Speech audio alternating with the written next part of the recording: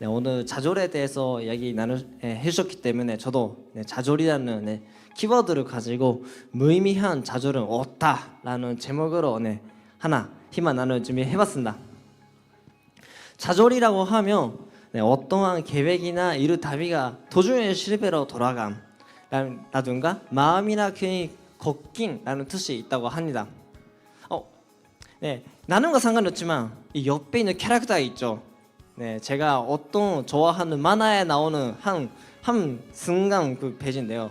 이 만화를 맞추신 분에게는 제가 선물 드리겠습니다. 그래서 댓글로 이 만화는 저 캐릭터는 이 만화에 나오는 캐릭터다 라고 아는 분들은 댓글로 올려주시면 가장 먼저 올리시는 분들에게 선물을 드리겠습니다. 참고로 이 캐릭터는 정말 자신이 가장 강하고 모든 기술을 습득했다. 나는 누구에게도 이길 수 있다 라고 생각하고 있었던 사람이거든요. 근데 어떤 괴물을 만나가지고 완전 좌절을 당하게 된다. 그 좌절 당했던 그 순간의 표정이거든요. 그래서 하나 가져왔고요. 저도 좌절했던 것들이 많이 있었습니다. 그래서 그 중에 오늘 하나 이야기 나누려고 하는데, 제가 일반 대학교 입시 때 느꼈던 좌절을 오늘 여러분들에게 공유드리고자 합니다. 저는 실은 고등학생 때는 조금 열심히 공부를 하는 고등학교에 다녔었습니다. 정말 아침 학교 가자마자 다들 수업 시작하기 전부터 아침부터 계속 공부를 하고 있고, 당연히 또 학교 끝나고 나서 공부하고 있고, 또 주말에는 계속 모의고사가 있습니다. 쉬는 시간이 없어요. 그냥 쉬는 날이 없고 토요일, 일요일 이틀 동안 계속 합니다. 아마 3개월에 한 번 정도 쉬는 주말이 있거든요. 그 정도로 정말 고3이 되면 미친 듯이 공부하는 학교를 다니고 있었어요. 그래서 저는 환경 덕분에 어쩔 수 없이 공부해야 되는 상황이었기 때문에 고3 때는 열심히 공부를 하면서 여름방학 전부터 제가 가려고 하는 지망하는 학교는 이미 A 반전을 받고 있었던 상태였습니다. 그래서 조금 여유를 가지고 공부하고 있었다라고 말할 수가 있겠죠. 참고로 아마 여기에는 한국 분들이 많으셔서 일본 대학교는 어떻게 들어가냐 입시 시스템에 대해서 먼저 말씀드리고자 합니다. 먼저 고3들 열심히 공부하면 1월쯤에 센터 시험이라는 게 있어요. 모든 대학생들이 받는 대학교 입학 컨동 시험입니다. 그리고 나서 센터 시험을 받고 나서 그 결과를 가지고 자기가 가고 싶은 지망하는 대학교 그리고 또 어느 학과 지망하는지를 서류를 냅니다. 그렇게 하면 그것을 제1 지망으로 섰던 사람들 중에서 자기가 순위가 몇인지 나오거든요. 100명쯤에 당신은 30이에요 50이에요 이런 식으로 순위가 나와요. 그 결과를 보면서 자기는 이 대학에 갈 수 있을 것 같다, 이 학과에 갈 수 있을 것 같다는 것을 판단합니다. 그래서 다시 3주나 한 달 정도 공부해가지고 그 대학교에 가가지고 1차 시험이라는 게 보게 됩니다. 거기서 만약 합격하게 되면 그대로 끝나는 거고, 만약에 떨어지면 다시 2차 시험을 위해 공부하게 됩니다. 이런 게 일본의 일반적인 대학교 시스템이고요. 물론 특수 입시라든가 그런 것도 있지만 또 일반적으로 하는 일본 대학교 입학 시험 시스템이 이렇게 되어 있습니다. 그래서 저는 센터 시험 마치고 나서 지망 대학교 서류를 냈어요. 저는 처음에는 법학과에 가려고 했습니다. 법으로 공부하고 하려고 생각하고 있었거든요. 거기에 냈더니 300명 중에 20이었어요. 참고로 이 학과는 200명 가를 수 있습니다. 200명 가를 수 있기 때문에 엄청 여유로운 순위가 나온 거죠. 그 순위를 제가 다니고 있었던 고등학교 담임 선생님에게 말했어요. 저는 이렇게 순위가 나왔습니다. 300명 중에 20이라는 였어요 라고 얘기했더니 대학교 선생님이 말하는 거예요. 너는 이미 합격했다. 이제 공부 안 해도 된다. 너는 이미 합격된 상황이다. 축하한다. 그래서 학원에 가더라도 학원의 선생님이 똑같은 말을 했습니다. 너는 이미 합격했네. 너무 축하한다. 내가 뭔가 맛있는 거 사줄까? 정말 수고했다 라고 하는 거예요. 그래서 저는 그 말을 듣고 나는 합격했구나 싶어서 1차 시험까지 3주 정도 시간이 있는데 공부 안 하게 되었습니다. 네, 나는 합격했다는 마음으로 이미 끝났구나 라고 마음으로 그렇게 말씀해 주시니까 나는 합격했다. 그래서 그때부터 놀기 시작했어요. 네, 나 끝났다. 내 친구들에게도 나 이미 합격했어라고 하면서 네, 놀기 시작했습니다. 그 결과 떨어졌습니다. 1차 시험에서 엄청 좋은 순위가 나왔는데 1차 시험을 위해서 공부하지 않았기 때문에 네, 떨어지게 되었어요. 고등학생 선생님 말하더라고요. 이렇게 좋은 순위에 나왔는데 떨어진 사람 처음으로 봤다고. 네, 그만큼 그러니까 저는 네, 완전히 100% 선생님 말을 믿었거든요. 공부 안 해도 합격한다. 그 말을 믿었더니 네, 떨어지게 되었습니다. 그래서 2차 때는 제가 정보미디어학과라는 학과에 네, 가가지고 뭐 결국 합격되었는데 실은 여기는 제가 가고 싶었던 학과가 아니었어요. 그러니까 담임 선생님과 농담으로 그 1차 시험 때 어차피 합격하니까 2차 시험 때는 뭐 대충 약간 아무거나 써라고 하면서 뭐 가장 그냥 좀 어려운 학과 가는 게 어떠냐라는 느낌으로 썼거든요. 그래서 어떤 공부 하는지도 모르고 뭔가 네, 가면 어떻게 되는지 모르지만 그냥 냈던 학과였어요. 그래서 저는 1차 시험을 떨어졌을 때 저는 온전히 이런 마음이었습니다. 아, 나의 인생 망했다.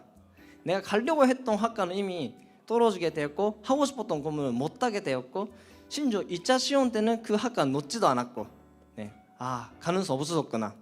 그래서 이미 2차 시험 보기 전부터 아 나는 앞으로 6년 동안 그냥 재수를 할까? 오히려 더 좋은 대학교 가기 위해서 공부할까? 라는 것도 생각하면서 굉장히 좌절감 느끼고 있었어요. 실제로 그때까지 뭐 시험을 떨어지거나 실패하거나 그런 경험이 없었습니다. 네, 고등학교도 원하는 고등학교에 입학하게 되었고 네, 학교의 시험도 굉장히 좋은 성적에서 나왔기 때문에 약간 누군가의 진다, 내가 하고 싶었던 것을 못했다라는 경험 많이 없었거든요. 그래서 이때 인생에서 아마 처음으로 엄청난 큰 좌절감을 느끼게 되었습니다. 근데 그 덕분에 저는 배운 게 하나 있었습니다. 아, 마지막 순간까지 힘을 빼면 안 된다. 쉬는 것은 끝나고 나서다. 어떻게 보면 당연한 것이죠. 근데 저한테는 그게 당연하지 않았거든요. 누군가가 너 괜찮다라고 뭐가 인정해주면 아니면 뭐 그렇게 알려주면 저는 그것을 100% 믿고 그냥 진짜 안 하게 되는, 안심하게 되는 그런 성격이었거든요. 근데 이런 좌절했던 경험을 통해서 일이라는 게 마지막 순간까지 어떻게 되는지 모른다는 것을 진짜 많이 배웠던 것 같아요. 그때부터는 큰 대회라든가 큰 행사 아니면 자기에게 있어서는 뭔가 중요한 일을 할 때는 마지막 순간까지 긴장 상태를 놓치면 안 된다라는 것을 뭔가 저 마음속에 새기게 되었던 것 같습니다. 그래서 저는 뭐 이때 대학교 입학하는 거는 제가 원했던 학과에 갔던 것이 아니었지만 그래도 이 경험 자체는 저한테는 큰 교훈을 줬다. 저한테는 좋은 성장의 기회가 됐다라고 생각합니다. 실은 지금까지도 힘만 나누면 통해서 제가 이 인생에서 실패했던 것들, 좌절했던 순간들 많이 이야기했었거든요. 만약에 그런 것을 더 듣고 싶다고 하시는 분들은 과거에 제가 했던 것을 나눠서 썼으니까요. 봐주시면 제가 이런 가게야만 목사는 이런 실패 많이 했었구나 하면서 알아볼 수가 있습니다. 저는 정말 수많은 실패와 좌절을 하면서 여기까지 왔던 사람입니다. 저는 그렇게 느끼거든요. 좌절하는 게 성장할 수 있는 기회다. 오히려 좌절 없이 성장하는 것을 뭐 할 수는 있겠죠. 근데 그게 자기가 원하는 목표가 크면 클수록 중간에 무조건 좌절하는 게 있을 수밖에 없다라는 것을 느낍니다. 왜냐하면 사회에서 크게 성공했던 사람들의 자존감 보면 그런 사람들 책을 보면 실패 없이 좌절했던 순간 없이 왔던 사람이 거의 없어요. 뭐 가수든 뭐 어떤 기업가든 사업가든 많은 사람들이 사회에서 성공했다고 말할 수가 있잖아요. 근데 그 사람 인생 보면 실패하는 순간이 꼭 있습니다. 그래서 오늘도 이분의 문선명 선생님과 하나같이 선생님의 좌절을 했던 순간에 대해서 이야기를 더 나누고 싶은데요. 문선명 선생님, 하나같이 선생님의 인생 봤을 때 하나같이 선생님 말씀하시기에는 덴버리 감옥에 갔던 것이 인생에서 가장 큰 좌절을 했던 순간이었다고 하십니다. 덴버리 감옥이라는 게 어떤 배경으로 가게 되었냐고 하면 네, 미국에서 가정연합이 동일교가 활동하면서 미국 정부에서 다른 세금의 재판을 이렇게 되면서 그 감옥에 들어가게 되었거든요. 근데 이게 실은 말도 안 되는 재판이었습니다.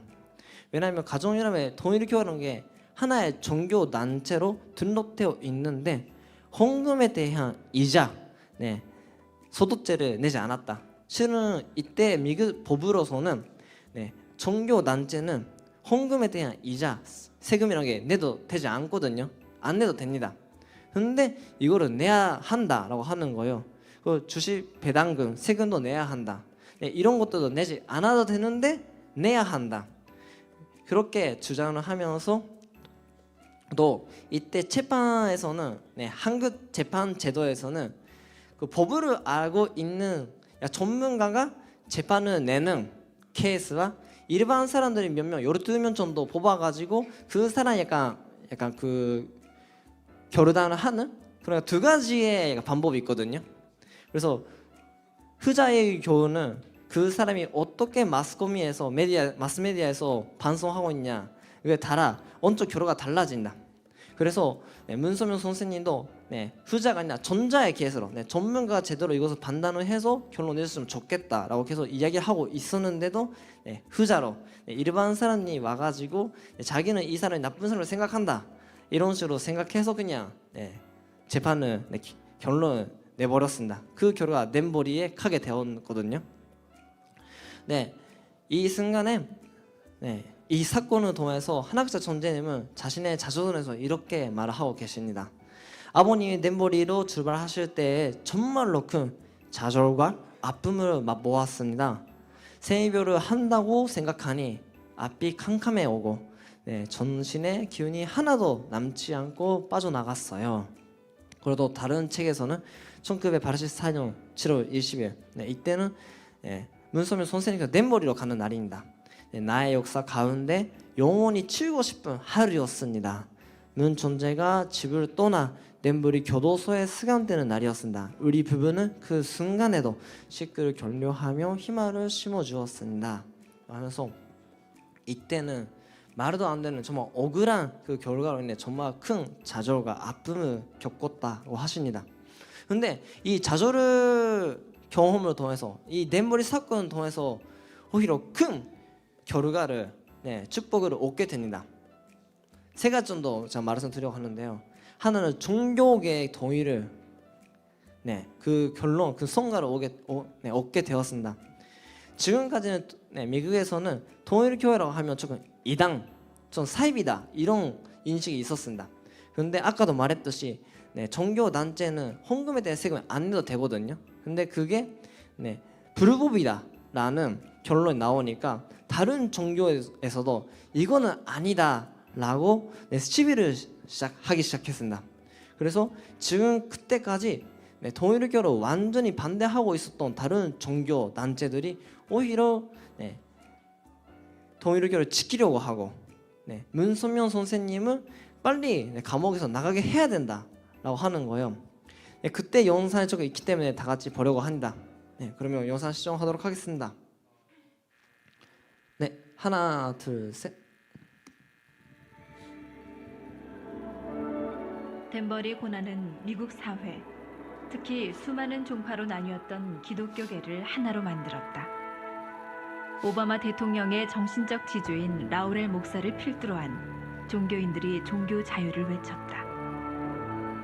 이 외침은 일본을 건너 한국에서도 큰 반향이 일어났다. 덴버리 고난은 통일가는 물론 세계 종교계와 세계 정세의 새로운 시대의 개막을 알리는 시금석이 되었다.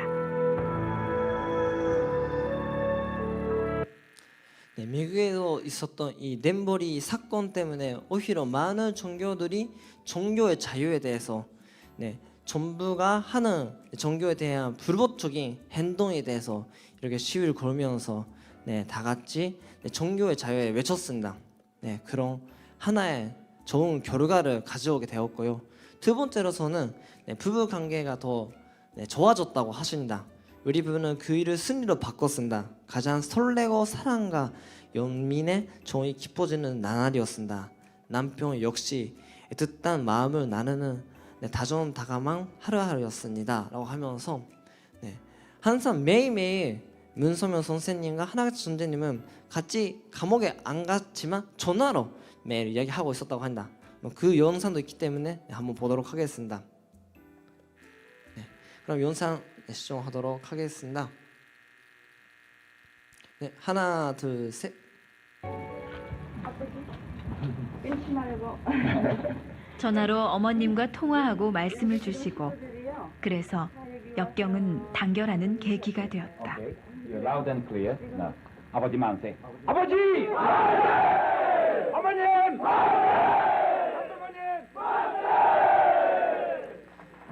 이렇게 시크님은 앞에서 전화했을 때도 있었고 둘만에 이렇게 해서 전화했을 때도 있었는데요. 그렇게 매일매일 전화를 하면서 자기가 힘들었던 일, 기뻤던 일 이런 것들 하나하나씩 나누면서 오히려 부부 관계는 더 좋아지고 또 깊어졌다 이렇게 말씀하셨습니다. 그래도 이것도 좀 의외였는데요. 세 번째로서는 시크의 전도가 폭발적으로 되었다고 한다. 이런 이상한 사건은 왜 일어났냐 이렇게 오히려 많은 소문이 퍼졌기 때문에 오히려 신도들이 부쩍 늘어나게 되었다라고 하시더라고요. 그렇게 감옥에 갔던 것 자체는 정말 좌절을 느끼고 아픔을 느끼고 힘들었던 순간이었죠. 그래도 그 결과는 제가 정말 거기서 전도 단단하게 나아간다면 이렇게 많은 좋은 결과를 가져올 수 있는 것 같습니다. 저는 이런 거마저도 좌절이라는 게 본인이 위자 상관이 없이 맞이하게 될 때가 많다고 생각합니다. 그러나 좌절은 미래의 희망, 교훈을 얻을 수 있는 절호의 기회가 된다라고도 생각합니다. 정말 좌절이라는 게 맞이하고 싶진 않죠. 웬만하면 자기는 우리 인생에서는 실패라는 게 없으면 좋겠죠. 근데 여러분들 무조건 여러분들이 앞으로 나아가는 그 인생은 실패를 많이 할 겁니다. 그 실패가 먼저 커지면 좌절을 하게 되고요. 그런 순간에 왔을 때 무서워하지 않았으면 좋겠어요. 당연히 무서워할 수밖에 없는데 근데 그거는 오히려 자기가 성장할 수 있는 절호의 기회다,絶好の 기회다 라고 생각해 줬으면 좋겠습니다. 저는 성공을 위한 가정이라는 게 정말 많은 실패가 있을 수밖에 없다고 생각합니다. 오히려 실패 없이 성공의 길을 직선으로 가는 사람이 많이 없거든요. 그래서 몇 번이나 실패를 하면서